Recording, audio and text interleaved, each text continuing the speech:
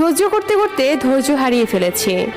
তবু মনকে বুঝিয়েছি আজ নয়তো কাল ঠিকই সব ঠিক হয়ে যাবে।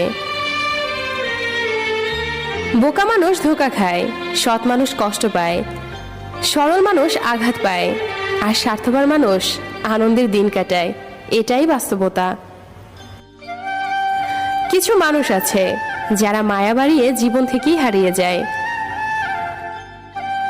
জীবন মানে কিছুটা হাসি, কিছুটা কান্না, বাকিটা অভিনয়। স্বপ্ন পেয়েও যতটুকু পেয়েছি ততটুকুই বা কজন পায়। এই চিন্তাধারা যাদের মধ্যে আছে, কষ্টের পৃথিবীতেও তারাই প্রকৃত সুখী। বিশ্বাসটা রক্ষা করতে শিখুন, কারণ একবার সেটা ভেঙে গেলে আর কখনো জোড়া লাগে না। আর তখন সত্য কথাগুলো মিথ্যা মনে হয়। কাউকে মিথ্যা বলে খুশি করার চেয়ে সত্য বলে কাঁদা